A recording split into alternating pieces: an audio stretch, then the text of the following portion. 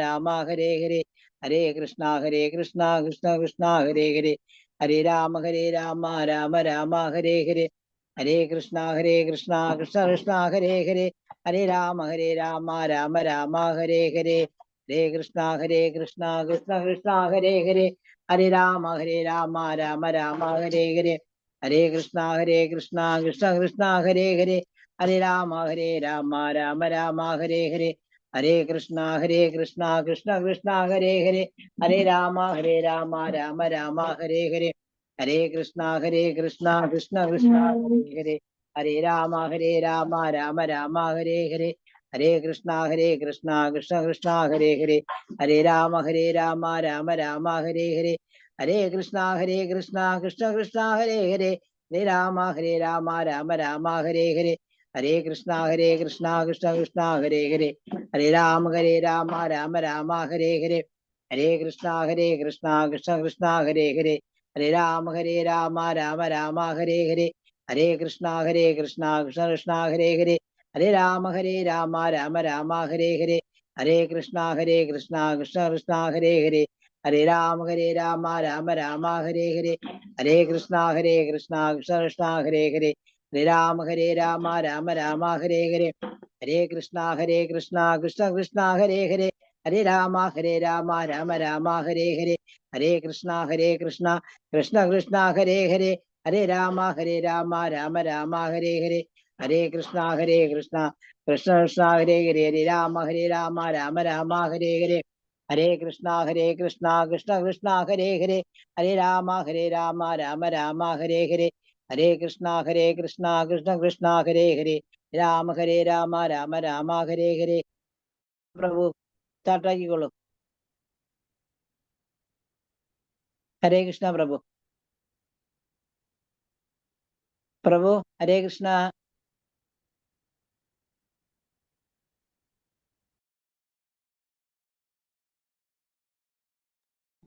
ഹരേ കൃഷ്ണ പ്രഭു.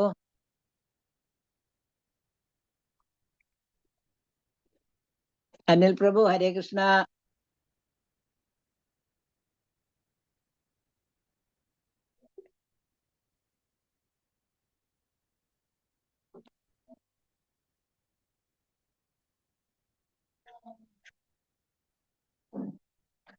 പ്രഭുവിന്റെ mic ഓണാക്കൂ. Mic ഓണാക്കൂ പ്രഭു.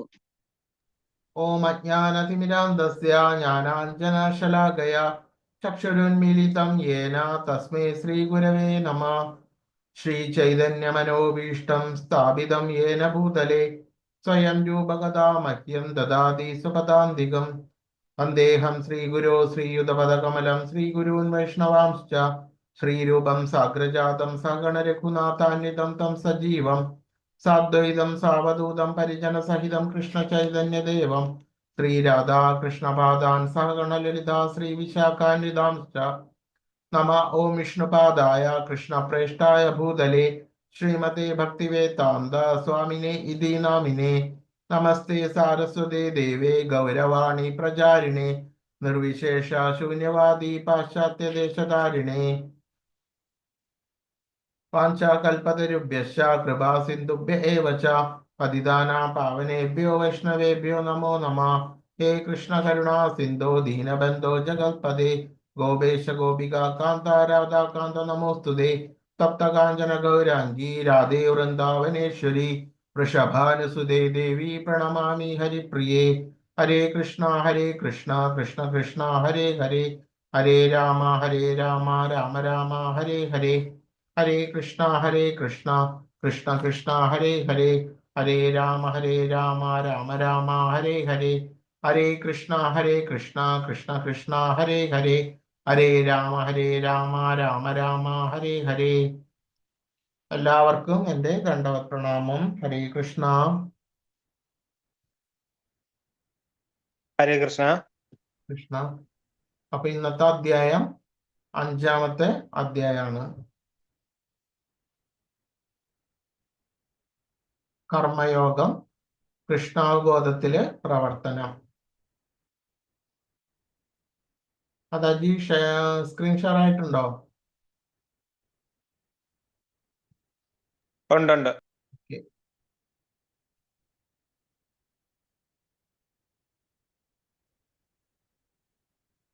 കൃഷ്ണാവബോധത്തിലുള്ള പ്രവർത്തനം. അത് എങ്ങനെയാണെന്ന് നോക്കാം. ഒന്നാമത്തെ ശ്ലോകം. അർജുന ഉവാച സന്യാസ കർമ്മണ കൃഷ്ണ പുനർയോഗം ച ശംസസി യശ്രേയ ഏതയോരേകം തന്മേ ബ്രൂഹി സുനിശ്ചിതം. അർജുനൻ പറയാണ്, കൃഷ്ണ, കർമ്മം ഉപേക്ഷിക്കണമെന്ന്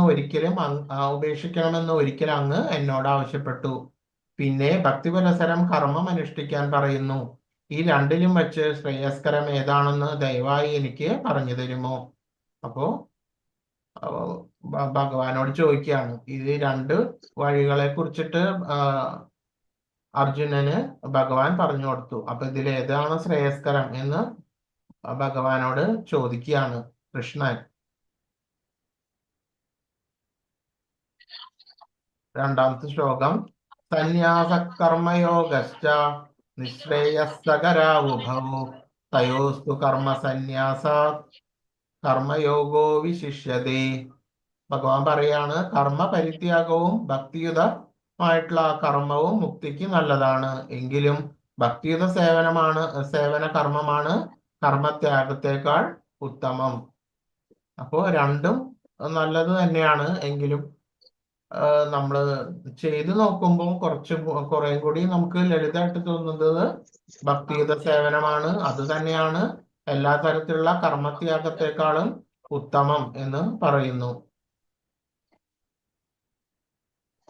അപ്പോൾ രണ്ടു തരം വഴികള് ഭഗവാൻ നമ്മുടെ മുന്നിൽ വെച്ചിട്ടുണ്ട്. ഒന്ന് കർമ്മത്യാഗവും, ഒന്ന് കർമ്മം ചെയ്തുകൊണ്ട് തന്നെ ഭഗവാനിൽ ആ കർമ്മം മുഴുവൻ അർപ്പിച്ചിട്ട് അതനുസരിച്ചിട്ട് ജീവിക്കുക. കർമ്മത്യാഗം എന്ന് ഉദ്ദേശിക്കുമ്പോൾ എന്ത് ചെയ്യണം? നമ്മള് കർമ്മത്യാഗം എന്ന് പറയുമ്പോൾ ഫിസിക്കലി ഭൗതികമായിട്ടുള്ള കർമ്മ ത്യാഗം മാത്രമല്ല ഉദ്ദേശിക്കുന്നത്, മാനസികമായിട്ടുള്ള കർമ്മത്യാഗവും അതിനോടൊപ്പം തന്നെ വരേണ്ടതാണ്. അപ്പൊ അത് വളരെ ദുഷ്കരം ആണ്. എന്തുകൊണ്ടെന്നാൽ ചില ആൾക്കാർ ഭൗതികമായിട്ടുള്ള ഒരു ഗൃഹസ്ഥൻ ഭൗതികമായിട്ടുള്ള എല്ലാ തരത്തിലുള്ള പ്രവൃത്തികളെയും ഉപേക്ഷിച്ചിട്ട് മുന്നോട്ട് പോവുകയാണെങ്കിൽ പോലും മാനസികമായിട്ട് അത് ത്യാഗം ചെയ്യാൻ വേണ്ടിയിട്ടുള്ള ആ ചിന്തകളും ഇതെല്ലാം നിറഞ്ഞുകൊണ്ടിരിക്കും. എല്ലാം ഉപേക്ഷിച്ച് പോയിട്ടുള്ളതാണെങ്കിൽ കൂടിയിട്ടും വേറെ ഒരു സ്ഥലത്ത് ചെന്നിരിക്കുമ്പോൾ വളരെ അധികം ആ ചിന്തകളും കാര്യങ്ങളും ഗൃഹത്തിലെ ചിന്തകളോ അത് നമ്മൾ ത്യജിച്ചത് ഏത് തരത്തിലുള്ള വസ്തുക്കളാണോ അതിനെ കുറിച്ചിട്ടുള്ള ചിന്തകൾ അത് ഇഷ്ടപ്പെട്ട അതായിരിക്കാം. അപ്പൊ അതിന്റെ ചിന്തകൾ കുറെ കൂടി വന്നുകൊണ്ടിരിക്കും. അപ്പോ അത് എന്താ വളരെയധികം ആസക്തിയോട് കൂടിയിട്ട് ചിന്തിച്ചു കൊണ്ടിരിക്കുകയാണെന്നുണ്ടെങ്കിൽ പിന്നെ ഈ ഭൗതികമായിട്ടുള്ള ത്യാഗം കൊണ്ട് യാതൊരു തരത്തിലുള്ള ബലവും കിട്ടുകയില്ല. അപ്പൊ അത് വളരെയധികം ദുഷ്കരമാണ്. അപ്പൊ യോഗികളെല്ലാം എല്ലാ തരത്തിലുള്ള പ്രവർത്തികളും ത്യജിച്ചിട്ട് അവര് അഷ്ടാംഗ യോഗ എല്ലാം ചെയ്തിട്ടാണ് യോഗികള് മാനസികമായിട്ടും ഭൗതികമായിട്ടും ത്യജിച്ചിട്ട് മനസ്സ് ഭഗവാനില് അർപ്പിക്കുന്നത്. അപ്പം അത്തരത്തില് പരിപക്വമായിട്ടുള്ള ഒരാൾക്ക് മാത്രമേ എന്തിനർഹതയാവുള്ളൂ? കർമ്മ പരിത്യാഗത്തിന് യോഗ്യത വരികയുള്ളൂ. അല്ലാത്ത ആളുകൾക്ക് യോജിച്ചത് എന്താണ്? ഭക്തിയുതമായിട്ടുള്ള ആ കർമ്മമാണ് യോജിച്ചത്. അത് തന്നെയാണ് മുക്തിക്ക് അത് തന്നെയാണ് ശ്രേഷ്ഠവും. ഭക്തിയുത സേവന കർമ്മമാണ് കർമ്മത്യാഗത്തെക്കാളും ശ്രേഷ്ഠം എന്ന് ഭഗവാൻ പറയുകയാണ്.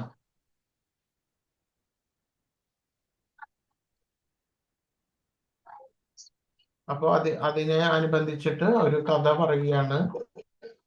കൃഷ്ണന്റെ ആ അവതാര സമയത്ത് ആ കാലത്ത് ഉള്ള ഒരു കഥയാണ്. അപ്പൊ അതിനും ഒരു നൃഗൻ എന്ന് പറഞ്ഞിട്ടുള്ള ഒരു രാജാവ് ജീവിച്ചിട്ടുണ്ടായിരുന്നു.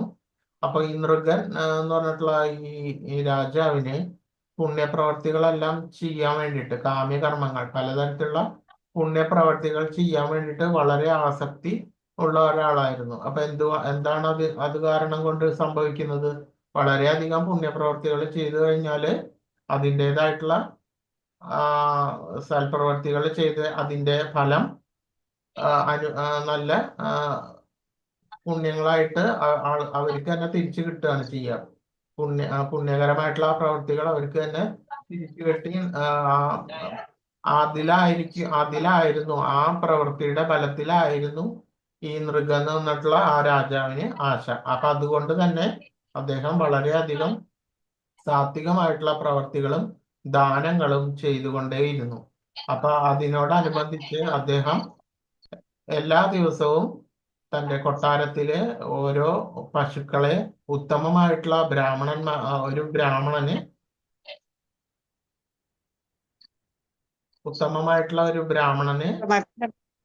ദാനം ചെയ്യുക പതിവുണ്ടായിരുന്നു.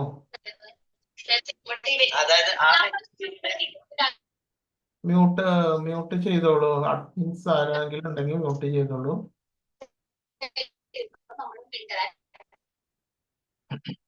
അപ്പോ എന്ത് ചെയ്തിരുന്നു? ഉത്തമമായിട്ടുള്ള ബ്രാഹ്മണന്മാർക്ക്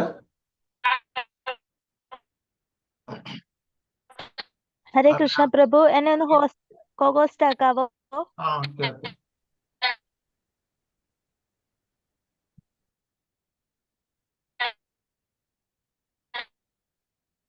ഓക്കെ. അപ്പോ അങ്ങനെ വരുന്ന സ്ഥിതിക്ക് എല്ലാ ദിവസവും ആ ബ്രാഹ്മണന്മാർക്ക് പശുക്കളെ ദാനം ചെയ്തു. അങ്ങനെ വളരെയധികം ആ പശുക്കളെ അദ്ദേഹം ദാനം ചെയ്ത് കഴിഞ്ഞിരുന്നു. അപ്പൊ അങ്ങനെ വരുന്ന ഒരു ദിവസം ഒരു ഇതേമാതിരി സാധാരണ പോലെ തന്നെ ഒരു ദിവസം ഉത്തമമായിട്ടുള്ള ഒരു ബ്രാഹ്മണനെ വിളിച്ചു വരുത്തി അദ്ദേഹത്തിന് ആ ഒരു പശുവിനെ ദാനം ചെയ്തു. അദ്ദേഹം അങ്ങനെ പോയി കഴിഞ്ഞു. പക്ഷെ ആ പശു എന്ത് ചെയ്തു എന്ന് വെച്ചാൽ വൈകിട്ടായി ആയപ്പോഴേക്കും ആ പശു കൊട്ടാരത്തിലേക്ക് തന്നെ തിരിച്ചു വരികയാണ് ചെയ്തത്. അപ്പൊ ഇതൊന്നും അറിയാതെ രാജാവ് അതിന്റെ പിറ്റേ ദിവസം എന്ത് ചെയ്തു? ഒരു ബ്രാഹ്മണനെ വിളിച്ചു വരുത്തിയിട്ട് ആ ബ്രാഹ്മണന് ഈ തിരിച്ചു വന്ന പശുവിനെയാണ് ദാനം ചെയ്തത്. അത് രാജാവ് അറിഞ്ഞിട്ടുണ്ടായിരുന്നില്ല. അപ്പോ ആ ബ്രാഹ്മണന് അത് കിട്ടി. അതിന്റെ സന്തോഷത്തോടു കൂടി പോകുന്ന സമയത്താണ് ഈ മുമ്പ് ദാനം ചെയ്തിട്ടുള്ള ആ ബ്രാഹ്മണൻ കൊട്ടാരത്തിലേക്ക് വരുന്നത്. അപ്പൊ അത് കണ്ട സമയത്ത് എനിക്ക് ദാനം ചെയ്തിട്ടുള്ള ഒരു പശുവാണല്ലോ ഈ ബ്രാഹ്മണൻ കൊണ്ടുപോകുന്നത് എന്ന് ഈ മുമ്പ് ദാനം ചെയ്തിട്ടുള്ള ആള് വിചാരിച്ചു. അപ്പോ അതിനെ കുറിച്ചിട്ടുള്ള വാക്കുതർക്കങ്ങളെല്ലാമായി രാജാവിന്റെ അടുത്തേക്ക് ചെന്നു. രാജാവിന്റെ അടുത്തേക്ക് ചെന്നിട്ട് അപ്പോ രാജാവ് ഇവര് രണ്ടുപേരോടും ക്ഷമ യാചിക്കുകയാണ് ചെയ്തത്. എന്നിട്ട് പറഞ്ഞു, നിങ്ങൾക്ക് വേറെ രണ്ടുപേർക്കും വേറെ പശുക്കളെല്ലാം ഞാൻ ദാനം തരാം എന്ന് പറഞ്ഞു. പക്ഷെ ഇവരത് സമ്മതിച്ചില്ല. അവർക്ക് ഈ പശു തന്നെ വേണമെന്ന് പറഞ്ഞിട്ട് പറഞ്ഞ് അവസാനം എന്തായി? രണ്ടുപേരും ശാപവചനങ്ങളെല്ലാം രാജാവിന് ഉതിർത്തുകൊണ്ട് അവിടെ വിട്ടു പോവുകയാണ് ചെയ്തത്. അപ്പോൾ ഈ ശാപം രാജാവിനെ ബാധിച്ചു. അതിനുശേഷം വളരെ കാലങ്ങൾക്ക് ശേഷം രാജാവ് മരിച്ചിട്ട് യമലോകത്തേക്ക് എത്തിക്കഴിഞ്ഞപ്പോൾ യമൻ പറയാണ്, താങ്കൾ ധാരാളം പുണ്യപ്രവർത്തികളെല്ലാം ചെയ്തിട്ടുണ്ട്. അതിൻ്റെതായിട്ട് നല്ല തരത്തിലുള്ള നല്ല ഒരു ജീവിതമാണ് പിന്നെയും കിട്ടുന്നത്. പക്ഷെ എങ്കിൽ പോലും താങ്കൾ ഒരു പാപം പ്രവൃത്തി ചെയ്തിട്ടുണ്ട്. എന്തെന്നാൽ ഒരു ബ്രാഹ്മണന് ഉള്ള ആ ഒരു സംഭവം, അതിൻ്റെതായിട്ടുള്ള ശാപം താങ്കൾക്ക് ഉണ്ട്.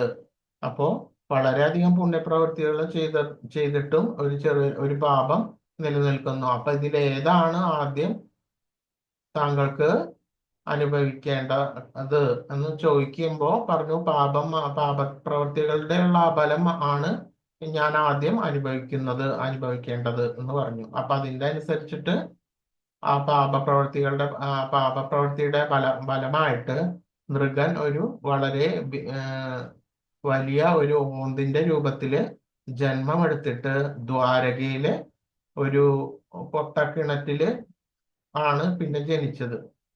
അപ്പോ അങ്ങനെ അവിടെ തന്നെയായിരുന്നു അത് ഉണ്ടായത്. അങ്ങനെ വന്നപ്പോ കുറെ നാള് അവിടെ തന്നെ ഇരുന്ന് കുറെ നാള് കഴിഞ്ഞപ്പോ ഈ ഭഗവാൻ കൃഷ്ണന്റെ മക്കളെല്ലാം ആ ഭാഗത്ത് കളിച്ചുകൊണ്ടിരുന്നായിരുന്നു. അപ്പൊ ഒരു പന്ത് ഈ പൊട്ടക്കിണറ്റില് വീണ സമയത്താണ് സാമ്പൻ മറ്റ് ശ്രീകൃഷ്ണന്റെ മക്കളെല്ലാം ഈ ഈ ഒരു ഓന്തിനെ കണ്ടത്.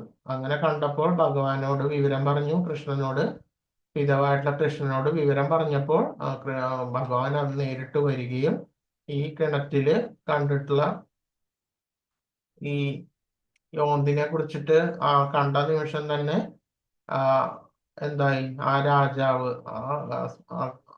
രാജാവ് തൻ്റെ പഴയ രൂപം എടുക്കുകയാണ് ചെയ്തത്. അങ്ങനെ വന്നിട്ട് തൻ്റെ പഴയ കഥകളെല്ലാം, മുമ്പത്തെ ആ ശാപത്തിന്റെ കഥകളെല്ലാം രാജാവ് കൃഷ്ണനോട് വിശദീകരിച്ചു. പക്ഷെ ഭഗവാൻ എല്ലാം അറിയുന്ന ആളാണ് എങ്കിൽ പോലും രാജാവ് എല്ലാ കഥകളും ഭഗവാനോട് വിശദീകരിച്ചു. അതാണ് ആ കഥ. അപ്പോൾ എന്താണ് നമ്മൾ ഇതിൽ നിന്ന് മനസ്സിലാക്കേണ്ടത്? നമ്മൾ പാപം അല്ല, ഏത് തരത്തിലുള്ള കർമ്മങ്ങൾ ചെയ്താലും എന്ത് ചെയ്യണം? ഭഗവാന് അർപ്പിച്ചിട്ട് ചെയ്യണം. അല്ലാതെ ആ കർമ്മഫലത്തിൽ ഒരിക്കലും നമ്മൾ കണ്ണുവെക്കരുത്. ഏതെങ്കിലും തരത്തിലുള്ള പ്രവൃത്തികള്, ഏതെങ്കിലും ഒരു ഡിഫോൾട്ട്, ഒരു ചെറിയൊരു മിസ്റ്റേക്ക് ഉണ്ടെങ്കിൽ പോലും എന്തായിരിക്കും അത്? പുണ്യത്തിന് പകരം നേരെ പാപത്തിലേക്ക് എത്തിപ്പോകും. അതുകൊണ്ട് തന്നെ നമ്മൾ എന്ത് ചെയ്യണം? എല്ലാ പ്രവൃത്തികളും ഭഗവാനെ അർപ്പിച്ചുകൊണ്ട് മുന്നോട്ട് ചെയ്യുകയാണെന്നുണ്ടെങ്കിൽ യാതൊരു തരത്തിലുള്ള പാപ പ്രതികരണങ്ങളിൽ നിന്ന് നമ്മളെ ബാധിക്കുകയില്ല. അതിൽ നിന്നെല്ലാം വിമുക്തമായിട്ട് ഇരിക്കുകയും ചെയ്യും. അപ്പോൾ നമ്മൾ എന്താണ് കർമ്മത്തിന്റെ രീതികളിൽ നിന്ന് കഴിഞ്ഞ അധ്യായത്തിൽ നിന്നെല്ലാം മനസ്സിലായി. കർമ്മം എന്ന് പറഞ്ഞാൽ എന്താണ്? കർമ്മം എന്ന് പറഞ്ഞാൽ നമ്മൾ ചെയ്യുന്ന എല്ലാ തരത്തിലുള്ള പ്രവൃത്തികളും കർമ്മമാണ്. കർമ്മം എന്ന് പറഞ്ഞാൽ സൽപ്രവൃത്തികളും അതുമാതിരി നമ്മളുടെ ജോലി, നമ്മളുടെ ആവശ്യത്തിന് വേണ്ടിയിട്ട് ഏതൊക്കെ തരത്തിലുള്ള പ്രവൃത്തികളാണോ നമ്മൾ എടുക്കുന്നത് അതെല്ലാം കർമ്മം എന്ന രീതിയിൽ വരും. ഈ കർമ്മത്തിനെ നമ്മൾ എങ്ങനെ അകർമ്മമാക്കി മാറ്റാം? എല്ലാ കർമ്മത്തിനും അതിൻ്റെതായിട്ടുള്ള ഫലങ്ങളുണ്ട്. നല്ലതോ ചീത്തയായിട്ടുള്ള ഫലങ്ങൾ ഉണ്ട്. അപ്പൊ ഇതിനെ എങ്ങനെ അകർമ്മങ്ങളായിട്ട് മാറ്റാം? അതിനെ ഭഗവത് ചിന്തയോടുകൂടി, ഭഗവത് സ്മരണയോടുകൂടി, ഭഗവാന്റെ നാമം ജപിച്ചുകൊണ്ട് ഈ പ്രവർത്തികളെല്ലാം ചെയ്യുമ്പോൾ അത് യജ്ഞമായി മാറുകയും അകർമ്മമായിട്ട് മാറുകയും ചെയ്യുന്നു. അതിന്മേലുണ്ടാകുന്ന ആ കർമ്മത്തിന്മേലുണ്ടാകുന്ന യാതൊരു തരത്തിലുള്ള പാപ പ്രതികരണങ്ങളും ചെയ്യുന്ന ആളെ ബാധിക്കുകയില്ല. അതേമാതിരി വികർമ്മം എന്ന് പറഞ്ഞാല് എന്താണ്?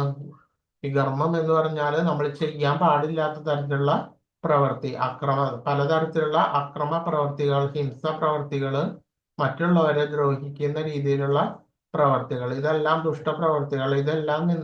ഇതിലെല്ലാത്തിൽ നിന്നും നമ്മൾ വികർമ്മ പ്രവർത്തികൾ നമ്മൾ ഒരിക്കലും ചെയ്യാൻ പാടില്ലാത്തതാകുന്നു. അതിൽ നിന്ന് നമ്മൾ നിശേഷം വിട്ടു നിൽക്കേണ്ടതുണ്ട്. അതിന്റെ ഫലങ്ങൾ വളരെയധികം പാപപ്രവർത്തികൾ, പാപം ആയിട്ടാണ് വരുന്നത്. അതിൻ്റെതായിട്ടുള്ള ഫലം നമ്മൾ അനുഭവിക്കേണ്ടത് ഉണ്ട്. അപ്പൊ നമുക്ക് വളരെ കൃത്യമായിട്ട് അറിയില്ല നമ്മളിപ്പോ നമ്മൾ കർമ്മം ചെയ്യുമ്പോൾ ആ കർമ്മത്തിൽ മാത്രമേ നമുക്ക് അധികാരമുള്ളൂ. അതിന്റെ കർമ്മ ഫലം നമുക്ക് അതിന് അധികാരമില്ല. അതിനെ കുറിച്ച് നല്ലത് ചെയ്താൽ നല്ലത് വരും, പൊട്ട ചെയ്താൽ ചീത്ത ജീവിതം വരും എന്ന് മാത്രമേ നമുക്കറിയുള്ളൂ. കൃത്യമായിട്ടുള്ള ആ ജ്ഞാനം ഭഗവാന് മാത്രമേ ഉള്ളൂ. അതുകൊണ്ട് ആ കർമ്മത്തിൽ മാത്രമേ നമുക്ക് ആശ വയ്ക്കാൻ ചെയ്യാൻ വേണ്ടിയിട്ട് സാധിക്കുകയുള്ളൂ. അതിൽ മാത്രമേ നമുക്ക് നിയന്ത്രണം ഉള്ളൂ. അത് കഴിഞ്ഞു കഴിഞ്ഞാൽ പിന്നെ അതിന്റെ ഫലത്തിനെ കുറിച്ചിട്ട് നമ്മളല്ല പിന്നെ അത് നിയന്ത്രിക്കുന്നത്. അപ്പൊ അതുകൊണ്ട് നമ്മൾ കർമ്മം, അകർമ്മം, വികർമ്മം ഈ 3 കാര്യങ്ങളെ കുറിച്ചിട്ട് നല്ല വ്യക്തമായിട്ടുള്ള ധാരണ ഉണ്ടാകണം. അപ്പോ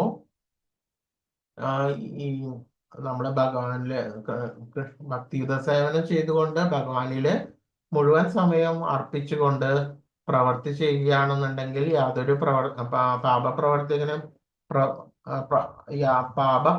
പ്രതികരണത്തിൽ നിന്നെല്ലാം വിമുക്തമാകുകയും കർമ്മം അതീന്ദ്രിയമായിട്ട് മാറുകയും ചെയ്യുന്നു.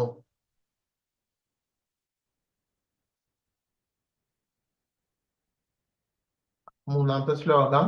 ജ്ഞേയസ്സ നിത്യസന്യാസി യോ ന ദ്വേഷ്ടി ന കാംക്ഷതി നിർദ്വന്ദാ ഹി മഹാബാഹോ സുഖം ബന്ധാത് പ്രമുച്യതേ. കർമ്മഫലങ്ങൾ ആഗ്രഹിക്കുകയോ വെറുക്കുകയോ ചെയ്യാത്ത ആളാണ് നിത്യസന്യാസി. മഹാബാഹുവായ അർജുന, അയാൾ ദ്വന്ദ്ങ്ങളിൽ നിന്ന് ഒഴിഞ്ഞ് എളുപ്പത്തിൽ ഭൗതിക ബന്ധനത്തിൽ നിന്ന് മുക്തനാകുന്നതോടൊപ്പം മോക്ഷമടയുകയും ചെയ്യുന്നു.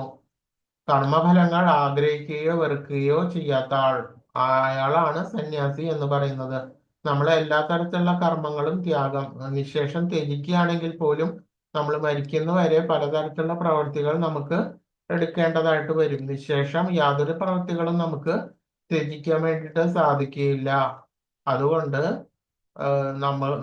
നമുക്ക് യാദൃച്ഛികമായിട്ട് വന്നു ചേരുന്ന പ്രവൃത്തികൾ ഏതാണോ അത് ഭഗവത് സ്മരണയോടുകൂടി ചെയ്യുക എന്നതാണ് നമ്മളുടെ കർമ്മം. അങ്ങനെയാണ്. അപ്പോ പ്രവൃത്തികൾ വന്നും പോയിക്കൊണ്ടേ ഇരിക്കും. അതിലൊന്നും നമ്മൾ ആസക്തി വയ്ക്കാതെ കിട്ടിയ കർമ്മം നമ്മൾ ഭഗവത് സ്മരണയോടുകൂടി ചെയ്യുക എന്നത് മാത്രമാണ് നമുക്ക് ചെയ്യാൻ പറ്റുന്നതായിട്ടുള്ളത്. ആ മഹാബാഹുവായിട്ടുള്ള അർജുന, അയാൾ ദ്വന്ദ്ങ്ങളിൽ നിന്നൊഴിഞ്ഞ്, ദ്വന്ദ്ങ്ങൾ എന്ന് പറയുമ്പോൾ സുഖം ദുഃഖം, അതുമാതിരി അതാണ് സുഖം ദുഃഖം, മറ്റ് തരത്തിലുള്ള ദ്വന്ദ്ങ്ങൾ, എല്ലാ തരത്തിലുള്ള ദ്വന്ദ്ങ്ങൾ എന്ന് പറയുമ്പോ എന്താ, ഇപ്പൊ പ്രകൃതിയുടെ ഒരു ദ്വന്ദ്ം എന്ന് പറയുമ്പോ വരുന്നത് എന്താ, മഴ വരുന്നു, പിന്നെ വേനൽ വരുന്നു. അതുമാതിരി തന്നെ നമുക്ക് സുഖങ്ങളും ദുഃഖങ്ങളും. അപ്പോൾ എല്ലാ തരത്തിലുള്ള നല്ലതോ ചീത്തയോ നല്ലതോ ചീത്തയായിട്ടുള്ള എല്ലാ തരത്തിലുള്ള പ്രവർത്തികൾ അതിൽ നിന്നെല്ലാം ഒഴിഞ്ഞ് ഭൗതിക ബന്ധനത്തിൽ നിന്ന് മുക്തനാകുന്നതോടൊപ്പം മോക്ഷമടയുകയും ചെയ്യുന്നു. അപ്പൊ ഈ ദ്വന്ദ്ങ്ങളിൽ ഒരിക്കലും അവർക്ക് എന്താ ആശയില്ല. ഒരിക്കലും നല്ലത് വന്നാലും ശരി, ചീത്ത വന്നാലും ശരി, അവരതിൽ ഒരിക്കലും ആശ വയ്ക്കുന്നില്ല. കിട്ടിയ പ്രവൃത്തികള് ഭക്തിയുത സേവനത്തോടുകൂടി ചെയ്യുകയാണ് മാത്രമാണ് അവർ ചെയ്യുന്നത്. ഇപ്പോ സാധാരണ ഒരാളാണെങ്കിൽ നമ്മൾ ഒരു പ്രവൃത്തി ചെയ്യുമ്പോൾ അതിന്റെ റിസൾട്ട്, അതിന്റെ ഫലം എങ്ങനെയായിരിക്കും എന്ന് പറയുമ്പോൾ വളരെയധികം ആകാംക്ഷയോടുകൂടിയായിരിക്കും നമ്മൾ ചെയ്ത് തീർക്കുക. അതുകൊണ്ട് എന്താണ് അർത്ഥമാകുന്നത്? നമ്മൾ ദ്വന്ദ്ങ്ങളിൽ നിന്ന് ഒഴിഞ്ഞിട്ടില്ല എന്ന് പറഞ്ഞു കഴിഞ്ഞാൽ എന്തായിക്കോട്ടെ നമ്മൾ ചെയ്യുന്നത് നല്ല ഉത്സാഹപൂർവം ചെയ്യുക. അതിന്റെ ഫലം നല്ലതായാലും ശരി പൊട്ടയായാലും ശരി അത് അതിൻ്റെതായിട്ടുള്ള വഴിക്ക് വിടുക. നമ്മളുടെ പ്രവൃത്തി ഉത്സാഹപൂർവം ഭഗവത് സ്മരണയോടുകൂടി ചെയ്യുക എന്നത് മാത്രമാണ് നമ്മുടെ കർത്തവ്യം. അങ്ങനെ ചെയ്യുന്ന പക്ഷം എളുപ്പത്തിൽ ഭൗതിക ബന്ധനത്തിൽ നിന്ന് മുക്തനാകുന്നതോടൊപ്പം മോക്ഷം അടയുകയും ചെയ്യും. സന്യാസസ്തു മഹാബാഹോ ദുഃഖമാപ്തുമയോഗത യോഗയുക്തോ മുനിർബ്രഹ്മ അചിരേണാധിഗച്ഛതി. എല്ലാ കർമ്മങ്ങളും ത്യജിച്ചുവെന്നിരിക്കലും ഭക്തിയുത ഭഗവത് സേവനത്തിൽ ഏർപ്പെടാതെ ആർക്കും സന്തുഷ്ടി നേടാനാവില്ല. ഭക്തിയുത സേവനത്തിൽ ഏർപ്പെട്ടിരിക്കുന്ന ചിന്താശാലിയായ ഒരു വ്യക്തി അചിരേണ പരമപദം പ്രാപിക്കുന്നു. എല്ലാ കർമ്മവും ത്യജിച്ചു എന്നിരിക്കലും എന്ന് പറഞ്ഞു കഴിഞ്ഞാല് ഒരു ഭൗതികമായിട്ടുള്ള എല്ലാ കർമ്മങ്ങളും ത്യജിച്ചു എന്നുണ്ടെങ്കിലും അവർക്ക് ഒരിക്കലും യാതൊരു തരത്തിലുള്ള സന്തുഷ്ടി ഉണ്ടാകുകയില്ല. ഭഗവത് സേവനത്തിലാണ് ശരിയായിട്ടുള്ള ആനന്ദം ഇരിക്കുന്നത്. അപ്പൊ നിങ്ങൾ ഇന്ന് തന്നെ അത് ചെയ്യാൻ വേണ്ടിട്ട് ശ്രമിക്കുക. ചെയ്യുമ്പോഴാണ് നമുക്ക് അതിനുള്ള ഫലം കിട്ടുന്നത്. ഇതിപ്പോ ഒരു വിശ്വാസത്തിന്റെ കാര്യമല്ല. നിങ്ങൾക്ക് അത് ചെയ്തു കഴിഞ്ഞാല് നിങ്ങൾക്ക് എന്താ ഉണ്ടാവുക? ഇതിൽ പറയുന്ന പോലെ അതിന്റെ സന്തുഷ്ടി, ആനന്ദം നിങ്ങൾക്ക് തിരിച്ചു ലഭിക്കുകയാണ് ചെയ്യുന്നത്. അപ്പൊ നിങ്ങൾ ചെയ്ത് നോക്കാത്ത കാലത്തോളം നിങ്ങൾക്ക് അതിൻ്റെതായിട്ടുള്ള ആ സന്തുഷ്ടി എങ്ങനെയാണെന്ന് നിങ്ങൾക്ക് അറിയാൻ വേണ്ടി സാധിക്കില്ല. അപ്പൊ ചെയ്തു കഴിഞ്ഞാൽ മാത്രമേ അറിയാൻ സാധിക്കുകയുള്ളൂ. അതുകൊണ്ട് എന്ത് ചെയ്യണം? എല്ലാ കർമ്മങ്ങളും നിങ്ങൾ കിട്ടിയ കർമ്മത്തിനോട് ഭഗവത്സ്മരണയോട് ചെയ്യുന്നതോടൊപ്പം തന്നെ നിങ്ങൾ എന്ത് ചെയ്യണം? ഭക്തിയുത സേവനം, ഭഗവാനെ സ്മരിക്കുകയും ആരാധിക്കുകയും പ്രണമിക്കുകയും ചെയ്തിട്ട് മുന്നോട്ട് പോകണം. അങ്ങനെ വരുമ്പോൾ നമുക്ക് അതില് ഒരു സന്തുഷ്ടി വരും. ഇതാണ് ഈ ലോകത്തിൽ നമുക്ക് കിട്ടാവുന്നതിൽ വെച്ചിട്ട് ഏറ്റവും വലിയ ആനന്ദം. അല്ലാതെ വേറെ ഒരു ആനന്ദം നമുക്ക് ഈ ലോകത്തിൽ നിന്ന് ഒരിക്കലും യഥാർത്ഥമായിട്ടുള്ള ആ സന്തുഷ്ടി നേടാൻ ആവുകയില്ല. അപ്പോ ആ രീതിയിൽ നമ്മൾ മുന്നോട്ട് പോകേണ്ടതുണ്ട്.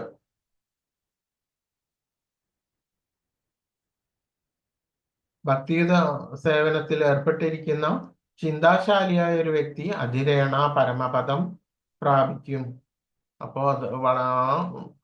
ഭഗവാന്റെ സേവനത്തില് അനസ്യൂതമായിട്ട് മുഴുകി ജീവിക്കുന്ന ഒരാള് ആ ഭഗവാന്റെ ആ ധാമത്തിലേക്ക് തന്നെയാണ് പോകുന്നത് എന്ന് പറയുന്നു.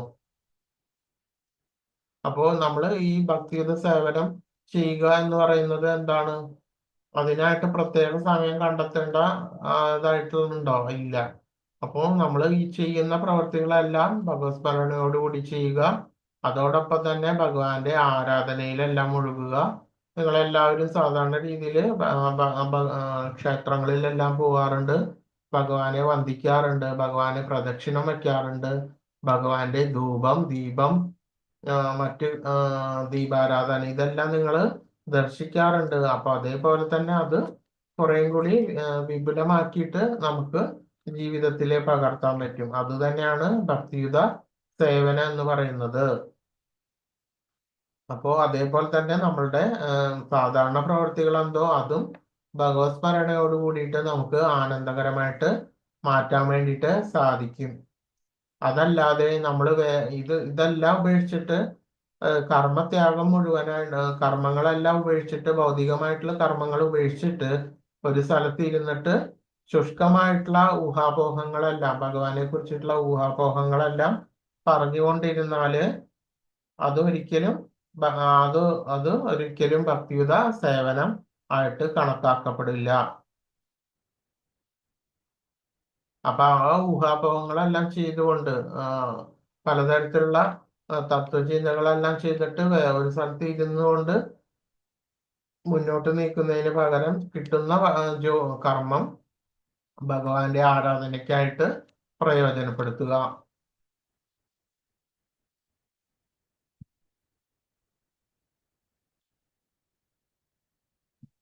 10ാമത്തെ ശ്ലോകം. ബ്രഹ്മണ്യാദായ കർമാണി സംഘം ത്യക്ത്വാ കരോതിയ ലിപ്യതേ ന സ പാപേന പത്മപത്രമിവാംബസ. ആസക്തി കൂടാതെ ഫലത്തെ പരമപുരുഷന് അർപ്പിച്ചുകൊണ്ട് തന്റെ കർത്തവ്യങ്ങൾ അനുഷ്ഠിക്കുന്ന ഒരാൾ താമരയിലയിൽ വെള്ളം എന്ന പോലെ ദുഷ്കർമ്മങ്ങൾ ബാധിക്കുകയില്ല. അപ്പോ നമ്മൾ കിട്ടിയ ഏതൊക്കെ തരത്തിലുള്ള കർമ്മമാണോ അതിലൊരിക്കലും നമ്മൾ ആസക്തി വച്ചു പുലർത്തരുത്.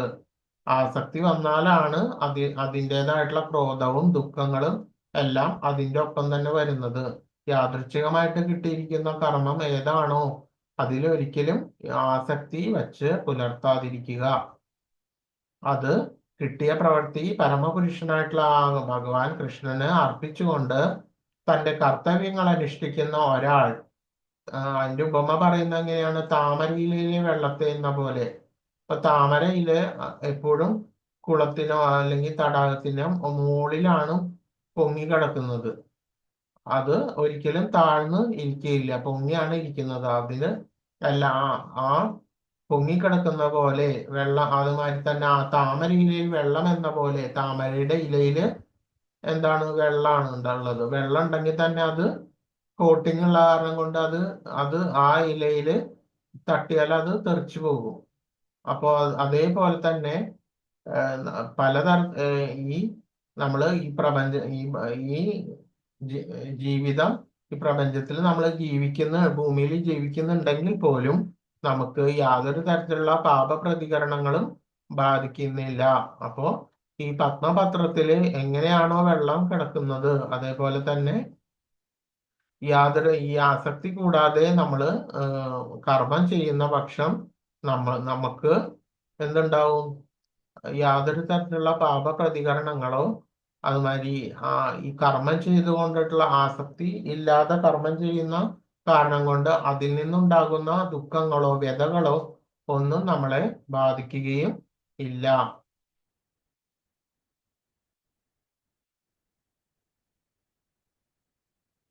12ാമത്തെ ശ്ലോകം. യുക്തകർമ്മഫലം ത്യക്ത്വാ ശാന്തിമാപ്നോതി നൈഷ്ഠികീം അയുക്തകാമകാരേണ ഫലേ സക്തോ നിബധ്യത്തെ. സ്ഥിരചിത്തനായ ഒരു ഭക്തൻ കർമ്മഫലങ്ങളെല്ലാം എനിക്ക് അർപ്പിച്ചതുകൊണ്ട് സമ്പൂർണ്ണ സമാധാനം നേടുന്നു. എന്നാൽ ഈശ്വരനിൽ നിന്ന് വേർപെട്ടു നിൽക്കുന്നവൻ തന്റെ കർമ്മഫലങ്ങളിൽ അത്യാഗ്രഹി ആകയാൽ അതിൽപ്പെട്ട് വലയുന്നു. അപ്പോ സ്ഥിരചിത്തനായിട്ടുള്ള ഒരു ഭക്തൻ തന്റെ കർമ്മഫലങ്ങളെല്ലാം ഭഗവാൻ അർപ്പിച്ചുകൊണ്ട് സമ്പൂർണ്ണ സമാധാനം നേടുന്നു. അപ്പോ നമ്മളിപ്പോ ഇതില് ഈ പിക്ചറിൽ കാണുന്നത് ഇസ്കോണിലെ ഡിവോട്ടീസ് എല്ലാം അവര് സർവ തരത്തിലുള്ള ലൗകിക കർമ്മങ്ങളിൽ നിന്നും വേറിട്ട് നിന്നിട്ട് എന്ത് ചെയ്യുന്നു? ഭഗവത് സ്മരണയോട് കൂടിയിട്ട് ഭക്തിയുത സേവനം ചെയ്യുന്ന ആ രീതിയാണ് കാണുന്നത്. ഭഗവാനെ തന്നെ മുറുകെ പിടിച്ചുകൊണ്ട് ഭഗവത് നാമം ചൊല്ലിക്കൊണ്ട് അവര് ഈ റോഡിലൂടെ നടന്നു വന്നു. അവരുടെ മുഖത്തെല്ലാം വളരെ ആനന്ദകരമായിട്ടുള്ള ഒരു അവസ്ഥയാണുള്ളത്. അവര് കരതാളം, മൃദംഗം ഇതെല്ലാം കൊണ്ട് കൊട്ടിയിട്ട് ഭഗവാന്റെ നാമം ഭജിച്ചുകൊണ്ട് സന്തോഷത്തോടു കൂടി പോകുന്ന ഒരു കാഴ്ചയാണ് കാണുന്നത്. അപ്പോ ഇത്തരത്തിലുള്ള ആനന്ദം വേറെ ലൗകിക രീതിയിൽ മുഴുകിയിട്ടുള്ള ഒരു മനുഷ്യന് ഒരിക്കലും കിട്ടുകയില്ല. യഥാർത്ഥമായിട്ടും പരമമായിട്ടും നമുക്ക് ഈ ഇഹലോകത്ത് കിട്ടാവുന്നതിൽ വെച്ച് ഏറ്റവും വളരെ കൃത്യമായിട്ടുള്ള ആനന്ദം തന്നെയാണ് ഭക്തിയുത സേവന എന്ന് പറയുന്നത്. അതല്ലാതെ നമുക്ക് ഈ ഭൗതിക രീതിയിൽ കിട്ടുന്ന തരത്തിലുള്ള ആനന്ദം എന്ന് പറയുന്നത് അത് ശരിയായിട്ടുള്ള സന്തുഷ്ടി അല്ല. അത് പരിണാമ വിധേയമായിട്ട് കൊണ്ടേയിരിക്കും. അപ്പൊ നമുക്ക് ഒരു വസ്തു നമുക്ക് ലഭിച്ചു കഴിഞ്ഞാലും പിന്നെ അത് ആഗ്രഹം വേറൊരു വസ്തു കിട്ടുന്നതിന് വേണ്ടിയിട്ടാണ്. അങ്ങനെ മുന്നോട്ട് പോവുകയാണ് ചെയ്യുന്നത്. യഥാർത്ഥ ആനന്ദം അല്ല എന്ന് പറയുന്നു. അപ്പോ ആ ലൗകികമായിട്ടുള്ള ആനന്ദത്തിനെ നമ്മൾ ഉപമിക്കുന്നത് എങ്ങനെയാണ്? ഒരു ഒട്ടകം, മരുഭൂമി പ്രദേശത്ത് പോകുന്ന ഒരു ഒട്ടകം കണ്ടിട്ടുണ്ട്. അവിടെ മുള്ളുള്ള ഇലകളും ചെടികളൊക്കെയാണുള്ളത്. അപ്പൊ അവരെന്ത് ചെയ്യും? അതെല്ലാം കഴിച്ചിട്ട് ആ മുള്ള് മുഴുവൻ കുത്തിയിട്ട് അതിന്റെ വായയില് ചോരയൊക്കെ ഉണ്ടാവും. എങ്കിൽ പോലും അതിൽ നിന്നുള്ള അതാണെന്ന് വിചാരിച്ചിട്ട് അത് രുചിയോടുകൂടി അകത്താക്കുക ചെയ്യുന്നത്. അതേപോലെ തന്നെയാണ് ഈ ലൗകിക രീതിയില് ലൗകികമായിട്ടുള്ള ബദ്ധനായിട്ടുള്ള ആള്, അതിൽ പെട്ടുപോയിട്ടുള്ള ഒരാളുടെ ആനന്ദം ഇത്തരത്തിൽ തന്നെയാണ് ഉള്ളത്. അയാൾ വിചാരിക്കും അത് ശരിയായിട്ടുള്ള ആനന്ദമാണെന്ന് വിചാരിക്കും, സന്തുഷ്ടിയാണെന്ന് വിചാരിക്കും. പക്ഷെ അത് ശരിയായിട്ടുള്ള ആനന്ദം അല്ല. അതിങ്ങനെ പരിണാമ വിധേയമായിക്കൊണ്ടേയിരിക്കും. അത് കിട്ടിക്കഴിഞ്ഞാൽ പിന്നെ കുറച്ച് കഴിഞ്ഞാൽ പിന്നെ അതില് സംതൃപ്തി, യഥാർത്ഥമായിട്ടുള്ള സംതൃപ്തി അയാൾക്ക് അതില് കണ്ടെത്താൻ കഴിയുകയില്ല. അയാൾ അത് വിട്ടിട്ട് വേറെ എത്തിപ്പിടിക്കാൻ വേണ്ടിയിട്ട് ശ്രമിച്ചുകൊണ്ടേയിരിക്കും. അങ്ങനെ മുന്നോട്ട് പോവുകയാണ് ചെയ്യുന്നത്. അങ്ങനെയാണ് വരുന്നത്. അപ്പൊ യഥാർത്ഥമായിട്ടുള്ള ആനന്ദം, സന്തുഷ്ടി ഇരിക്കുന്നത് ഭഗവത് സേവനത്തില് മാത്രമാണ് എന്ന് നിങ്ങൾ മനസ്സിലാക്കണം. അപ്പോ നിങ്ങൾക്ക് 2 ചോയ്സാണ് ആകെ ഉള്ളത് ഒരു മനുഷ്യന്. നിങ്ങൾക്ക് എന്താണുള്ളത്? ഒന്നുമില്ലെന്നുണ്ടെങ്കിൽ നിങ്ങൾ എന്ത് ചെയ്യാം? കർമ്മം ഭഗവാനോട് വേറിട്ട് ഒരു കർമ്മം ചെയ്യുകയാണെന്നുണ്ടെന്നുണ്ടെങ്കിൽ എങ്ങനെ ചെയ്യണം? ഭഗവത് സേവനായിട്ട് ചെയ്യണം. അല്ലാതെ ഉണ്ടെന്നുണ്ടെങ്കിൽ എന്ത് ചെയ്യും? അഹങ്കാരിയായിട്ട് മാറുക ചെയ്യുക. അപ്പൊ ഒരു ഭക്തനല്ലാത്ത ഒരാള് എപ്പോഴും എന്താവും? ഒരു അഹങ്കാരമായിട്ടും അത്യാഗ്രഹത്താൽ വലഞ്ഞ ഒരാളുമായിട്ടാണ് മാറുക. ഇതിലേതാണ് നിങ്ങൾ വേണ്ടത് എന്ന് നിങ്ങൾക്ക് തന്നെ തീരുമാനിച്ചിട്ട് ചെയ്യാവുന്നതാണ്. അപ്പൊ ഒരു ഭക്തനാണെന്നുണ്ടെങ്കിൽ കിട്ടിയ കർമ്മങ്ങളെല്ലാം ചെയ്തിട്ട് ഭഗവത് സേവനത്തിൽ ഏർപ്പെട്ടിട്ട് സന്തുഷ്ടിയോടുകൂടി ജീവിക്കുന്നു. അതല്ലാത്ത ഒരു മനുഷ്യൻ എന്താ ചെയ്യുന്നത്? നമ്മൾ കർമ്മത്തിന്റെ ചെയ്യുന്ന പ്രവൃത്തി എന്റെ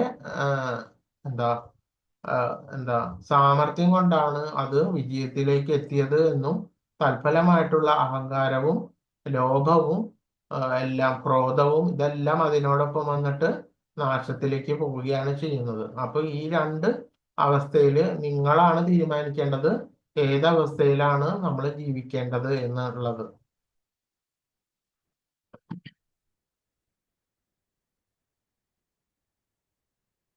ന കർത്തൃത്വം ന കർമാണി ലോകസ്യ സൃജതി പ്രഭു ന കർമ്മഫല സംയോഗം സ്വഭാവസ്തു പ്രവർത്തതേ.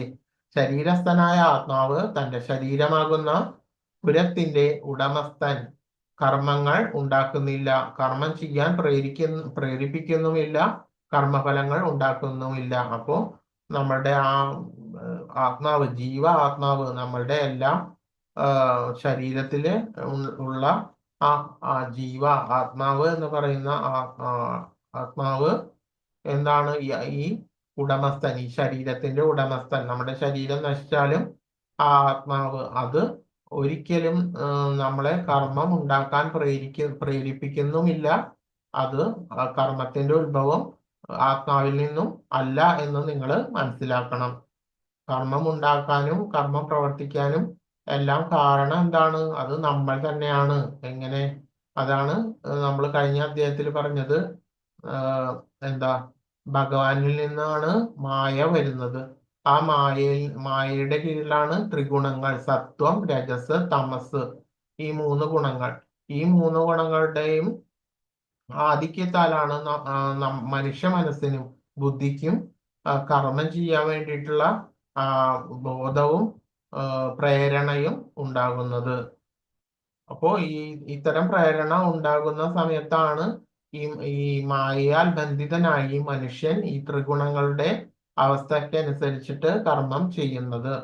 അപ്പോൾ ഈ കർമ്മം ചെയ്യുന്ന അവസ്ഥയിൽ അതിന്റെ കർമ്മഫലം വരുന്നത് ഏത് രീതിയിലാണോ, ഉത്തമമായിട്ടുള്ള അവസ്ഥയിലുള്ള കർമ്മഫലമാണോ, അതുമാതിരി രജോ ഗുണസംബന്ധിയാണോ, തമോ ഗുണസംബന്ധി ഏതാണോ, അതിന്റെ ഫലം അനുസരിച്ച് പിന്നീടും രണ്ടാമതും അതിനനുസരിച്ചിട്ട് ചിന്തയുണ്ടായി രണ്ടാമതും ആ രീതിയിൽ തന്നെ അയാൾക്ക് എന്തുണ്ടാവും? ആ രീതിയിൽ രണ്ടാമത് ചിന്തയുണ്ടാവും. അതിനനുസരിച്ചിട്ട് പിന്നെയും റിപ്പീറ്റഡ് ആയിട്ടുള്ള അങ്ങനെ ആവർത്തിച്ച് ആ പ്രവൃത്തി ചെയ്തുകൊണ്ടേയിരിക്കും.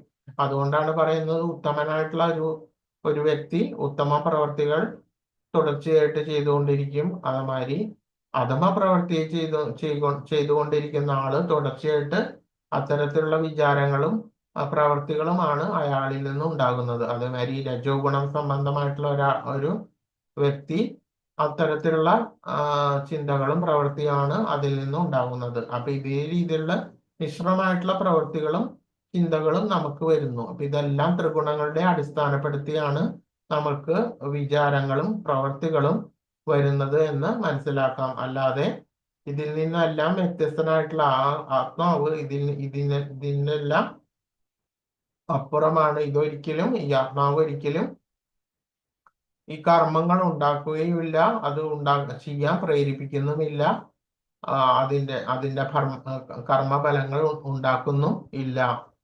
ഉണ്ടാക്കുന്നത് ഈ ഒരു രീതിയിലാണ് നമ്മളുടെ പ്രവൃത്തികളും കർമ്മവും കർമ്മഫലവും ഉണ്ടാകുന്നത് എന്ന് നമുക്ക് ഇതിൽ നിന്ന് മനസ്സിലാക്കാം.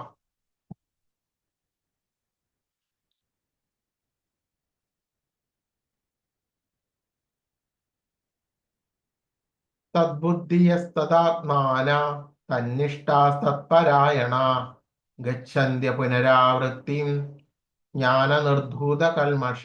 ബുദ്ധിയും മനസ്സും വിശ്വാസവും ആശ്രയവും എല്ലാം പരമ്പൊരുളിൽ അഥവാ കൃഷ്ണന് ഉറപ്പിച്ചു നിർത്തുമ്പോൾ പരിപൂർണ ജ്ഞാനത്താൽ സംശയങ്ങൾ ഒഴിഞ്ഞ് മുക്തിമാർഗത്തിൽ മുന്നേറുന്നു.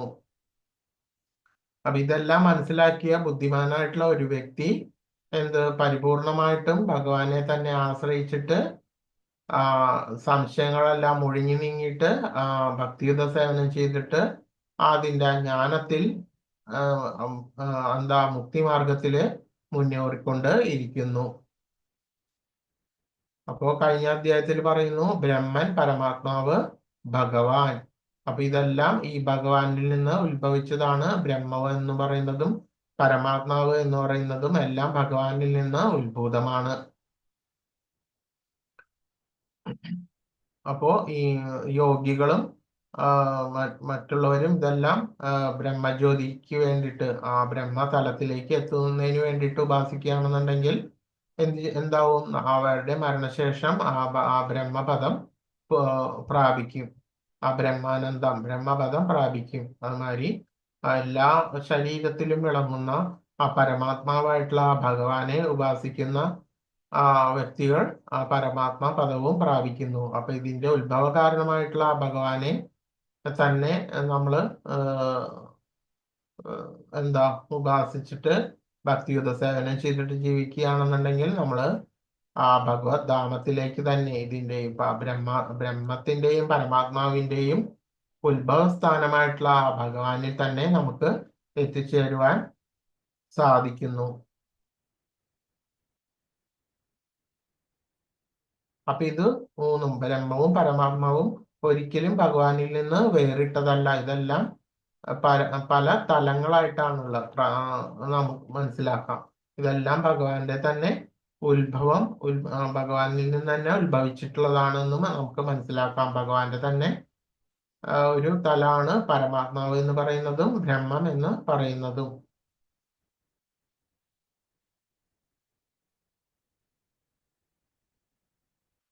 വിദ്യാവിനയ സമ്പന്നേ ബ്രാഹ്മണേ ഗവിഹസ്തിനി ശുനി ചൈവ ശപാകേ ച പണ്ഡിത സമദർശിന. അറിവും വിനയമുള്ള ബ്രാഹ്മണനെയും പശുവിനെയും ആനയെയും നായയെയും മാംസം ഭക്ഷിക്കുന്ന ചണ്ടാലനെയും സമദൃഷ്ടിയോടു കൂടിയാണ് യഥാർത്ഥ ജ്ഞാനമുള്ളവരായിട്ടുള്ള വിനയാന്വിതരായിട്ടുള്ള പണ്ഡിതന്മാർ വീക്ഷിക്കുന്നത്. അപ്പോ ജ്ഞാനികളായിട്ടുള്ള പണ്ഡിതന്മാർ മനസ്സിലാക്കണം എന്താണ് എല്ലാ സർവ ജീവജാലങ്ങളിലും സർവ ജഗത്തിലും സർവ പദാർത്ഥങ്ങളിലും എന്തുണ്ട്? പരമാത്മാവ് വിളങ്ങുന്നുണ്ട്. എല്ലാ ജീവപദാർത്ഥങ്ങളിലും പരമാത്മാവ് ഉണ്ട് എന്ന് മനസ്സിലാക്കിക്കൊണ്ട് അവയെല്ലാം അതിൻ്റെതായിട്ടുള്ള ആദരവിൽ നമ്മൾ വീക്ഷിക്കണം. യാതൊരു തരത്തിലുള്ള വിഭാഗീയ ചിന്തകൾ ഒരിക്കലും പാടുകയില്ല. എല്ലാത്തിലും വിളങ്ങുന്നത് പരമാത്മ രൂപത്തിൽ തന്നെയുള്ള ഭഗവാനാണെന്ന് നമ്മൾ മനസ്സിലാക്കിയിരിക്കണം. അതുകൊണ്ടാണ് പറയുന്നത്, ജ്ഞാനമുള്ളവരായ വിനയാന്വിതരായിട്ടുള്ള പണ്ഡിതന്മാർ എല്ലാ സർവ ജഗത്തിലുമുള്ള ജീവജാലങ്ങളിലും എന്തിനെ വീക്ഷിക്കുന്നു? പരമാത്മാവിനെ തന്നെയാണ് വീക്ഷിക്കുന്നത്.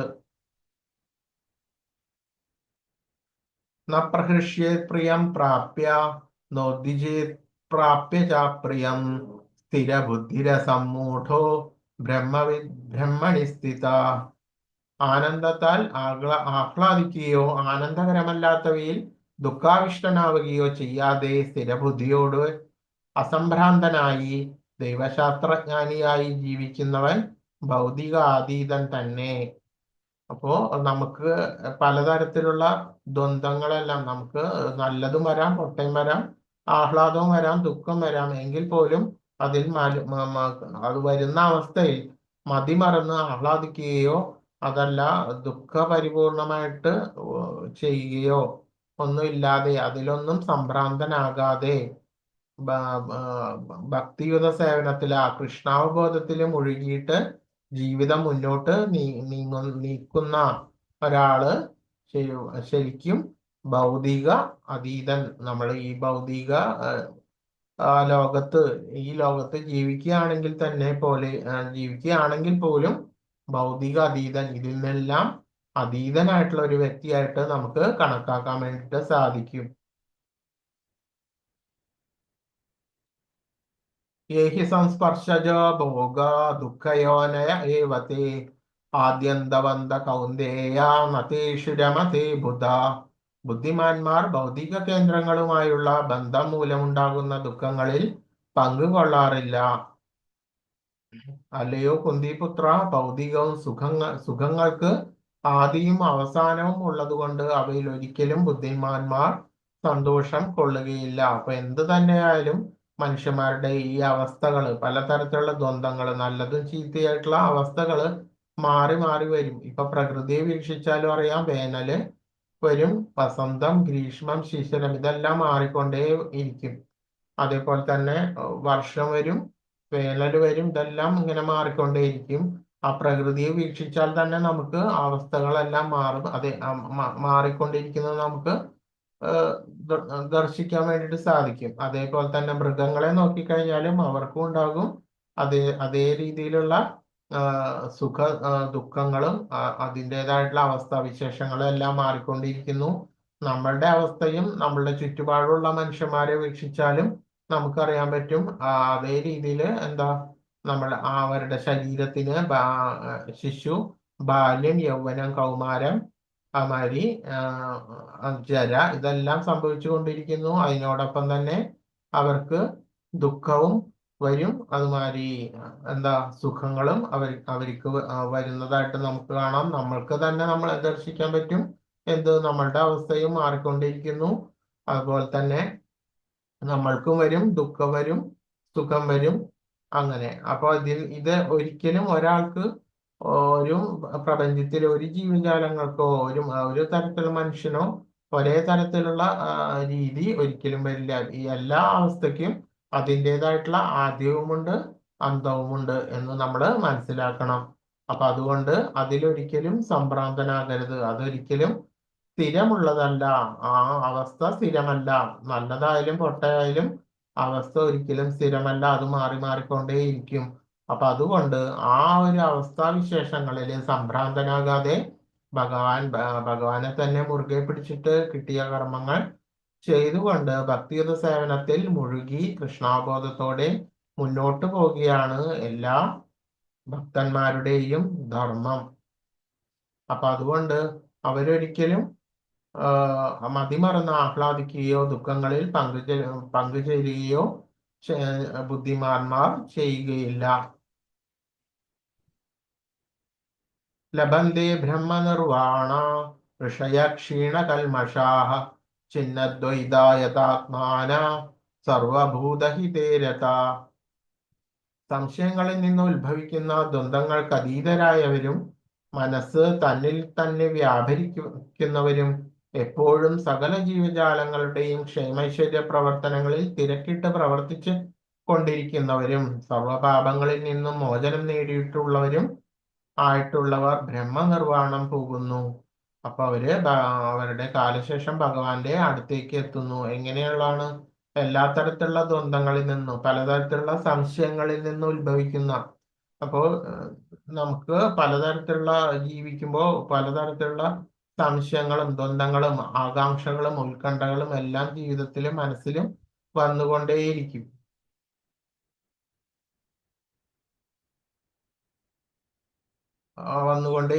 അങ്ങനെ വരുമ്പോ എന്തുണ്ടാവും? നമ്മൾ ആ മനസ്സ് അതിൽ തന്നെ പതറിക്കൊണ്ടേയിരിക്കും. ഇങ്ങനെ പലതരത്തിലുള്ള ഉത്കണ്ഠകളും വരുമ്പോ. അപ്പൊ അതുകൊണ്ട് അതിൽ നിന്നെല്ലാം മാറ്റിക്കൊണ്ട് നമ്മള് എന്ത് ചെയ്യണം? ക്ഷേമൈശ്വര്യ പ്രവർത്തികളും അതുമാതിരി സർവ്വജീവജാലങ്ങളുടെയും ഐശ്വര്യ പ്രവർത്തനങ്ങളിലും ഒക്കെ ആര് ചെയ്യും? ഈ ഭക്തന്മാരും അതുപോലെയുള്ള മഹത്തുക്കളും അവരുടേതായിട്ടുള്ള ദ്വന്ദ്ങ്ങളിൽ നിന്ന് വിമുക്തി എങ്ങനെയാണ് അവര് വരുത്തുന്നത്? അവരുടേതായിട്ടുള്ള ആ സുഖദുഃഖങ്ങളോ ദ്വന്ദ്ങ്ങളോ മാനസിക വ്യാപാരങ്ങൾക്കോ യാതൊരു തരത്തിലുള്ള പ്രാധാന്യവും അവർ കൊടുക്കുന്നില്ല. മറിച്ച് എന്താണ് ചെയ്യുന്നത്? ഭഗവത് സേവനമാണ് അവർ ചെയ്യുന്നത്. അവരുടേതായിട്ടുള്ള പ്രവർത്തികൾക്ക് പ്രാധാന്യം കൊടുക്കാതെ അവരുടെ മനസ്സിലുള്ള വന്നു പോകുന്ന ചിന്തകൾക്കൊന്നും യാതൊരു തരത്തിലുള്ള പ്രാധാന്യവും കൊടുക്കാതെ അവരുടെ പ്രവൃത്തി ഭഗവത് സേവനത്തിൽ മുഴുകിയിട്ട് സർവ്വജീവജാലങ്ങളുടെയും ക്ഷേമൈശ്വര്യ പ്രവർത്തനങ്ങളിലെ തിരക്കിട്ടാണ് പ്രവർത്തിച്ചു കൊണ്ടിരിക്കുന്നത്. അതുകൊണ്ട് തന്നെ അവരുടെ പാപങ്ങളിൽ നിന്നും മോചനം നേടിയിട്ട് ബ്രഹ്മനിർവാണം പ്രാപിക്കുന്നു. അപ്പൊ ഇതാണ് ഒരു മാതൃക. ഈ മഹത്തുക്കളായിട്ടുള്ള ആളുകളുടെ ആ മാതൃക, അവരുടെ ജീവിത രീതി നോക്കുകയാണെന്നുണ്ടെങ്കിൽ അവരുടേതായിട്ടുള്ള സുഖദുഃഖങ്ങൾക്ക് യാതൊരു പ്രാധാന്യവും നൽകുന്നില്ലെന്ന് കാണാം. അവരുടേതായിട്ടുള്ള ഉത്കണ്ഠകളും മാനസിക വ്യതകളും അവരവിടെ നീക്കി വെച്ചിട്ട് അവരുടെ പ്രവൃത്തികൾ എന്ത് ചെയ്യുന്നു? സകല ജീവജാലങ്ങളുടെയും ക്ഷേമൈശ്വര്യ പ്രവർത്തനങ്ങളിൽ അവരെ തിരക്കിട്ട് ബിസിയാണ്. നല്ല തിരക്കിട്ടാണ് അവർ പ്രവർത്തിച്ചു കൊണ്ടിരിക്കുന്നത്. അതുകൊണ്ട് തന്നെ അവരുടേതായിട്ടുള്ള ആ വ്യതകളോ സങ്കടങ്ങളോ ഒന്നും അവരെ ബാധിക്കുകയില്ല. അതുകൊണ്ട് തന്നെ അവര് എന്ത് ചെയ്യുന്നു? ഭക്തിയുത സേവനം ചെയ്തിട്ട് കൃഷ്ണാബോധത്തോടു കൂടിയിട്ട് മുന്നോട്ട് പോയിട്ട് അവര് ബ്രഹ്മനിർവാണം പോകുന്നു. കാമക്രോധ വിമുക്താനാം യതീനാം യഥചേതസാം അഭിതോ ബ്രഹ്മനിർവാണ വർത്തന്തേ വിദിതാത്മനാം.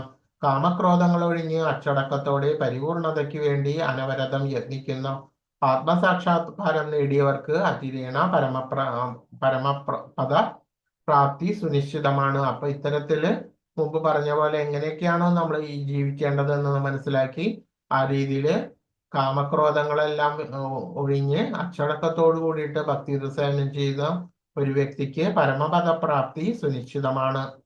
നോട്ടം കൊണ്ട് മാത്രമാണ് ഇത്രയും മത്സ്യം കുഞ്ഞുങ്ങളെ പോറ്റുന്നത്. ആമ ധ്യാനം കൊണ്ടും ആമ കരയിലാണ് മുട്ടയിടുന്നത്, വെള്ളത്തിൽ കിടന്നുകൊണ്ട് ആ മുട്ടകളെ മനസ്സൂന്നുകയും ചെയ്യുന്നു. അതുപോലെ കൃഷ്ണാവബോധമുള്ള ഭക്തനും ഭഗവത്ധാമത്തിൽ നിന്ന് വിദൂരസ്ഥനാണെങ്കിലും നിരന്തരമായ ധ്യാനം കൊണ്ടും കൃഷ്ണാവബോധ പ്രവർത്തനം കൊണ്ടും ആ ധാമത്തിലേക്ക് സ്വയം ഉയരാം. ഭൗതിക ക്ലേശങ്ങളുടെ ആഘാതം അയാൾക്ക് അനുഭവപ്പെടുകയില്ല.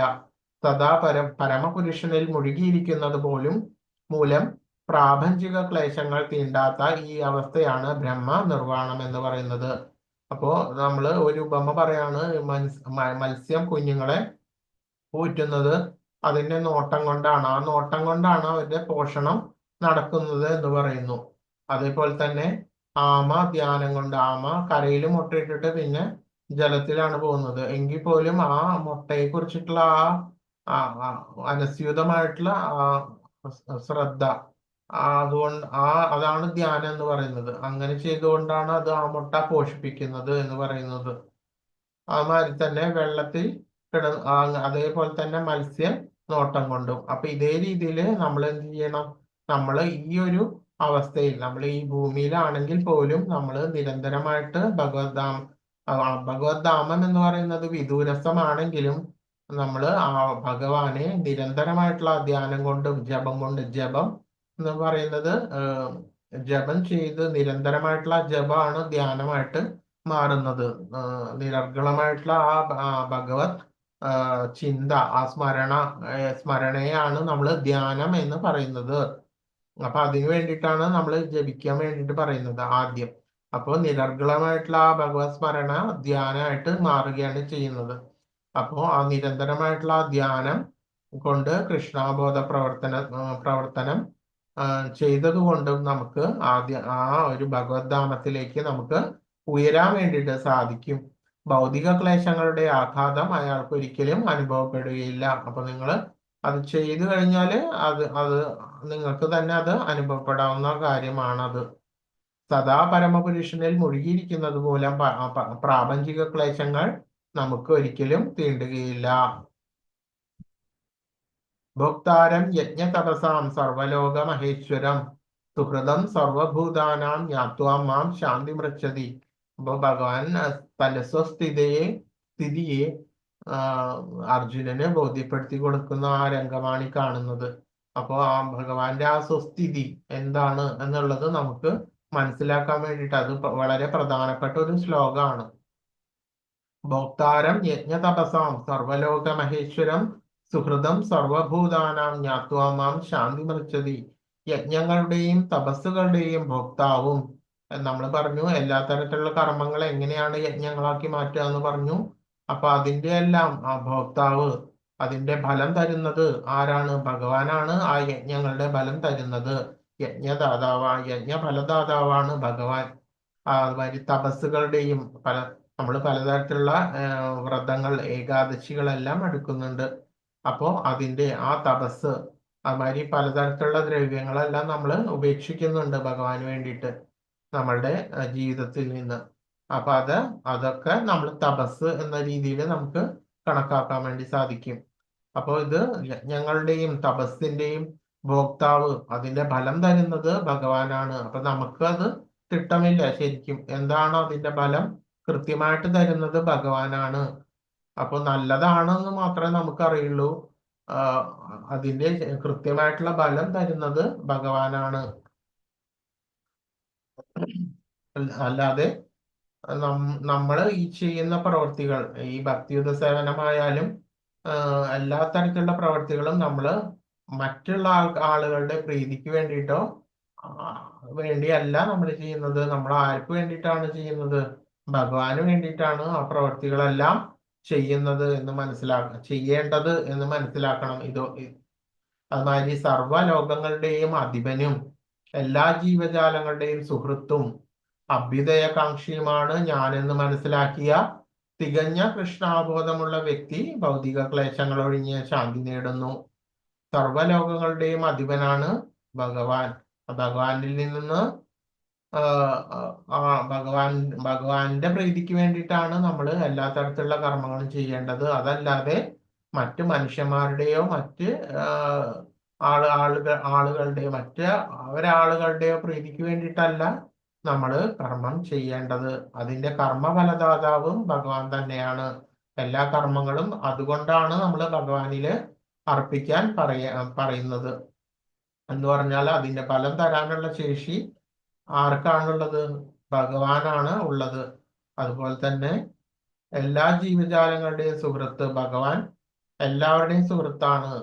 എന്ന് പറഞ്ഞാല് ഈ സൂര്യപ്രകാശം എല്ലാവരിലും എങ്ങനെ തട്ടുന്നു, സർവ്വ ജീവജാലങ്ങളിലും ഏത് രീതിയിൽ തട്ടുന്നു, അതുപോലെ തന്നെ ഭഗവാന്റെ അനുഗ്രഹം സർവ്വ ജീവജാലങ്ങളിലും ഒരേപോലെയാണ് വരുന്നത്. എല്ലാവർക്കും ഭഗവാൻ സുഹൃത്താണ്. പക്ഷെ അത് വ്യത്യാസം വരുത്തി തീർക്കുന്നത് ആരാണ്? നമ്മൾ തന്നെയാണ്. നമ്മൾ ആ തരത്തിലുള്ള വ്യത്യാസങ്ങൾ വരുത്തി തീർക്കുന്നത് നമ്മളുടെ പ്രവൃത്തി മൂലമാണ്. എന്ത്? ആ അനുഗ്രഹം നമുക്ക് കിട്ടാതെ പോകുന്നത്. ഭഗവാന് യാതൊരു തരത്തിലുള്ള ഭേദങ്ങളും ഒന്നും ഇല്ല. എല്ലാ ജീവജാലങ്ങളും ഭഗവാന് സമമാണ്. അഹം ബീജപ്രദ പിത എന്നാണ് പറയുന്നത് ഒരു ഭാഗത്ത് ഭഗവത്ഗീതയില്. എന്ന് പറഞ്ഞു കഴിഞ്ഞാല് ഭഗവാനിൽ നിന്ന് തന്നെ ഉത്ഭൂതമാണ് സർവ്വ ജീവജാലങ്ങളും, അതുപോലെ തന്നെ മനുഷ്യന്മാരും. അപ്പൊ അതൊരു പിതാവിന് ഒരിക്കലും എല്ലാ സന്താനങ്ങളും ഒരേപോലെയാണ്. എല്ലാവരോടും സമഭാവനയാണുള്ളത്. അതുകൊണ്ട് എന്താണ്? ആ അനുഗ്രഹം എല്ലാവർക്കും എപ്പോഴും ഉണ്ട്. പക്ഷെ നമ്മളുടെ പ്രവൃത്തി മൂലമാണ് നമ്മൾ ഭഗവാനിൽ നിന്ന് അകന്നു പോയിക്കൊണ്ടിരിക്കുന്നത്. അപ്പൊ അതുകൊണ്ട് നമ്മള് ആ അകന്നു പോകുന്ന അവസ്ഥയെ മാറ്റി നിർത്തിയിട്ട് നമ്മൾ തിരിച്ച് എവിടേക്ക് നടക്കാൻ ആരംഭിക്കണം? ഭഗവാനിലേക്ക് തിരിച്ച് നടക്കാൻ ആരംഭിക്കണം. അപ്പോ എല്ലാവരുടെയും നന്മ മാത്രമാണ് ഭഗവാന് ഇച്ഛയുള്ളൂ. എല്ലാവർക്കും നന്മ വരട്ടെ എന്ന് മാത്രമാണ് ഭഗവാന്റെ ഇച്ഛ. അപ്പൊ ഇത് മനസ്സിലാക്കിയിട്ടുള്ള ആ കൃഷ്ണാബോധമുള്ള വ്യക്തി ഭൗതിക ക്ലേശങ്ങൾ ഒഴിഞ്ഞ് ശാന്തി നേടുന്നു എന്ന് പറയുന്നു. കൃഷ്ണാബോധ പ്രവർത്തനം എന്ന് പറഞ്ഞാല് ഭഗവാനാണ് പരമ അധികാരി. ഭഗവാനാണ് പരമമായിട്ടുള്ള ഭോക്താവ്. എല്ലാ പ്രവർത്തികളുടെയും ഫലം തരാനുള്ള ശേഷി ഭഗവാനാണ്. അതുകൊണ്ടാണ് പറയുന്നത് എല്ലാ പ്രവർത്തികളും ഭഗവാനെ കേന്ദ്രീകരിച്ചാണ് ചെയ്യേണ്ടത്. അഥവാ ഭഗവാന് സമർപ്പിച്ചാണ് ചെയ്യേണ്ടത് എന്ന് പറയാനുള്ള ഹേതു ഇതുകൊണ്ടാണ്. ഭഗവാൻ തന്നെയാണ് ഇത് പറയുന്നത്. ഭഗവാനാണ് പരമമായിട്ടുള്ള ഭോക്താവ് എന്ന് ഭഗവാൻ തന്നെയാണ് പറഞ്ഞിട്ടുള്ളത്. ആ മാതിരി ഭഗവാൻ തന്നെയാണ് നമ്മുടെ സുഹൃത്തും അഭ്യുദയകാംക്ഷിയും. അപ്പൊ ഇത് വളരെ പ്രധാനപ്പെട്ട ഒരു ശ്ലോകമാണ്. നിങ്ങൾ പഠിച്ചു വെക്കണം. അതിന്റെ അർത്ഥം പഠിക്കണം. അതിന്റെ തത്വം എന്താണെന്ന് നിങ്ങൾ മനസ്സിലാക്കണം. അതുപോലെ നിങ്ങൾ അത് ജീവിതത്തിൽ പകർത്തിട്ട് മുന്നോട്ട് പോകണം. എന്നൊന്നുകൂടി പറയാം. ഭോക്താരം യജ്ഞതപസാം സർവലോക മഹേശ്വരം സുഹൃതം സർവഭൂതാനാം ജ്ഞാത്വാ മാം ശാന്തി മൃച്ഛതി. അപ്പോ ഭഗവാൻ സർവ്വ ജീവജാലങ്ങളുടെയും പതിയാണ്. അദ്ദേഹം ആ കൃഷ്ണാവതാര കാലത്ത് ആ ഗോവർദ്ധന എടുത്ത് ഉയർത്തിയിട്ട് സർവ വൃന്ദാവനവാസികൾക്കും സൗഖ്യമുണ്ടാക്കി. എന്തുകൊണ്ടാണ്? ഭഗവാൻ നന്മ മാത്രമാണ് ഇച്ഛിക്കുന്നത്. ആ ഗോവർദ്ധനത്തിന്റെ ഇരുന്നിട്ടാണ് ആ യജ്ഞം മുഴുവനും ചെയ്തത്. അപ്പൊ യജ്ഞം ചെയ്തിട്ട് ആ യജ്ഞപുരുഷനായിട്ട് വന്നതാരാണ്? ആ ഭഗവാൻ തന്നെയാണ് യജ്ഞപുരുഷനായിട്ട് വന്നതും. മഴ ഉണ്ടായപ്പോ ഈ ഗോവർദ്ധനം പിടിച്ചിട്ട് ഉയർത്തിയിട്ട് ഈ അവിടുത്തെ വ്രജവാസികളെ മുഴുവനും രക്ഷിച്ചതും ഭഗവാൻ തന്നെയാണ്. ഹരേ കൃഷ്ണ കൃഷ്ണ കൃഷ്ണ ഹരേ ഹരേ, ഹരേ രാമ രാമ രാമ ഹരേ ഹരേ. ഇതാണ് ഏറ്റവും പ്രധാനപ്പെട്ട ഭഗവത് സേവ. അപ്പൊ ഇത് നല്ല രീതിയിൽ ശ്രവിക്കാനും ഇത് ഉറക്കെ പറഞ്ഞു കഴിഞ്ഞാല് നല്ല രീതിയിൽ നമുക്ക് ചെവികൊണ്ട് കേൾക്കാനും പറ്റും, ചൊല്ലാനും പറ്റും, കീർത്തനം നടത്താനും പറ്റും.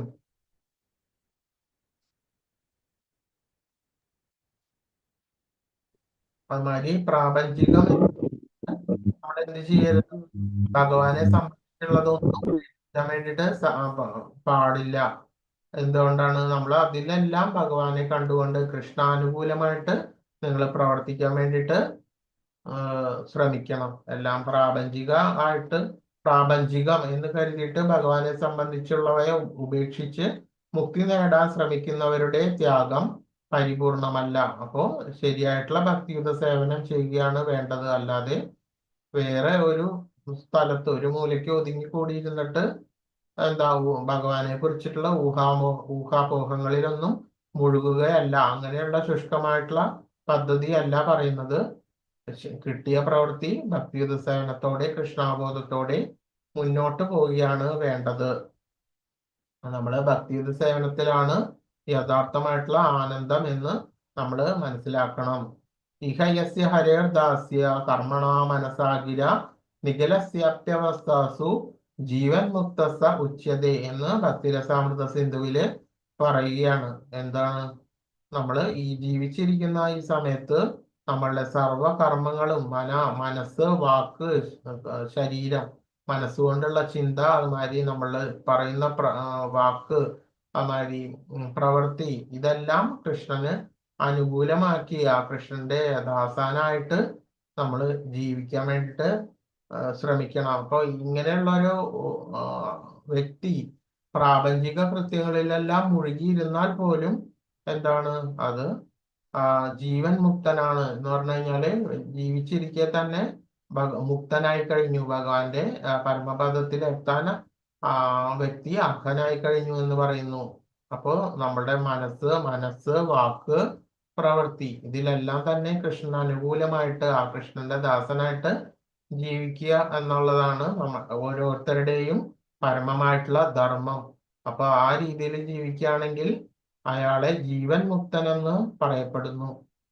അപ്പൊ ഇത് ആരാണ് പറഞ്ഞത്?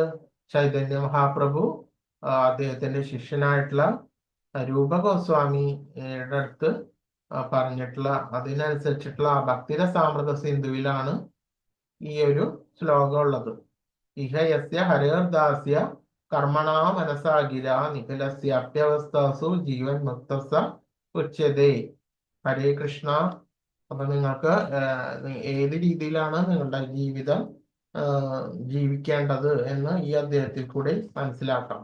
എങ്ങനെ ജീവിച്ചാലാണ് പരമപദത്തിൽ എത്തുക എന്ന് ഭഗവാൻ പറഞ്ഞു തരികയാണ് ഈ 5-ാമത്തെ അധ്യായത്തിലൂടെ. ഹരേ കൃഷ്ണ. എല്ലാവർക്കും മനസ്സിലായിട്ടുണ്ടെന്ന് വിചാരിക്കുന്നു.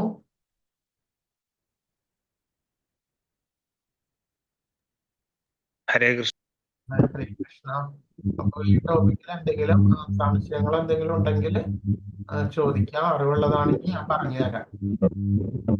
പ്രഭു, ആ 24-ാമത്തെ പിന്നെ ശ്ലോകത്തിന്റെ അർത്ഥം ഒന്ന് പറഞ്ഞു തരുമോ?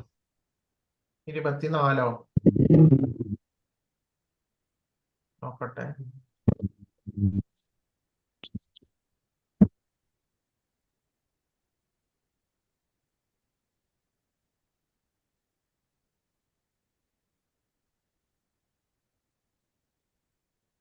ഇതിൽ 24 ശ്ലോകം ഭഗവത്ഗീതയിൽ നോക്കണം. ഈ സ്ലൈഡിൽ ഇല്ല. അത് ഏതാണെന്നുണ്ടപ്പോ ആ സംശയം ഞാൻ പറഞ്ഞുതരാം.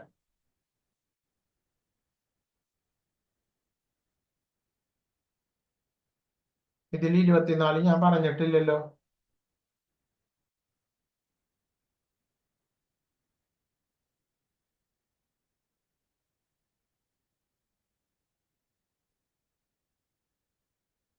ഏതാണ് ശ്ലോകം? അത് പറയൂ. യോ അന്തസുഖോ അന്തരാരാമസ്തഥാ അന്തർജ്യോതിരേവ ഒരു മിനിറ്റ്. യ യോഗി ബ്രഹ്മനിർവാണം ബ്രഹ്മഭൂതോ അധിഗച്ഛതി.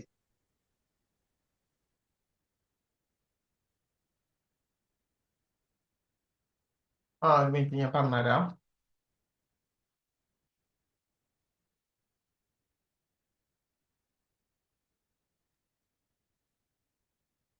യോന്ത സുഖോന്തര രാമ തദാന്തർ ജ്യോതിരിവൈ ബ്രഹ്മ നിർവാണം ബ്രഹ്മഭൂതോതി ഗച്ഛതി എന്ന് പറഞ്ഞാല് ഊർജസ്വലനും ആനന്ദവും സുഖവും തന്നിൽ തന്നെ കുടികൊള്ളുന്നവനുമായ ഒരാളാണ് അന്തർമുഖനായ തികഞ്ഞ യോഗി.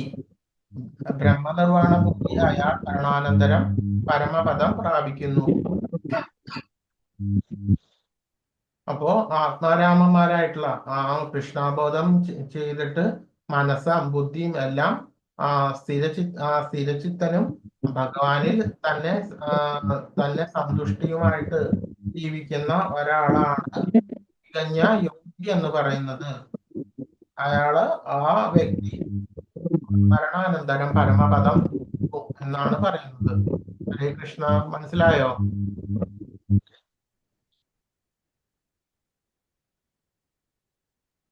അതെ പ്രഭു. ഹരേ കൃഷ്ണ. ഹരേ കൃഷ്ണ. നിങ്ങൾ എല്ലാവരും ഭഗവത്ഗീത യഥാരൂപം എന്ന് പറഞ്ഞിട്ടുള്ള ആ ബുക്ക് എല്ലാവരും വായിക്കുക. അത് എല്ലാ ഇസ്കോണിന്റെ ബുക്ക് സ്റ്റാളിലും എല്ലാം കിട്ടും, അല്ലെങ്കിൽ ഓൺലൈനായിട്ട് നിങ്ങൾക്ക് ഓർഡർ ചെയ്ത് കഴിഞ്ഞാല് കിട്ടും. അപ്പൊ നിങ്ങൾ അതെല്ലാം വാങ്ങിയിട്ട് വളരെ വിശദമായിട്ട് വായിക്കുക എന്നാണ് എൻ്റെ ആഗ്രഹം. എന്നാല് നല്ല രീതിയിൽ നിങ്ങൾക്ക് മനസ്സിലാക്കാൻ വേണ്ടി സാധിക്കും അതിന്റെ ഭാഷയല്ല. ഹരേ കൃഷ്ണ. വേറെ സംശയങ്ങളൊന്നും ഇല്ലാന്ന് വിചാരിക്കുന്നു. വേറെ എന്തെങ്കിലും ഉണ്ടോ? ഇത് എവിടെയാണ്? ഗുരുവായൂർ എവിടെ സ്റ്റാള്? ഗുരുവായൂര് ആ ഒരു കുളമില്ലേ, ഗുരുവായൂർ കുളമില്ലേ, വടക്ക് ഭാഗത്തുള്ള കുളമില്ലേ, ആ കുളത്തിന്റെ അടുത്ത് തന്നെ ഉണ്ട്. പേരെന്തുണ്ട്? ജയപതാക സ്റ്റോർ എന്ന് ചോദിച്ചാൽ മതി. ദേവത. ജയപതാക സ്റ്റോർ. ഓക്കെ. അവിടെ ഉണ്ട് ജയപതാക സ്റ്റോർ. ആ വടക്ക് ഭാഗത്തുള്ള കുളം, അതിന്റെ അടുത്താണ് ഈ ജയപതാക സ്റ്റോർ ഉള്ളത്.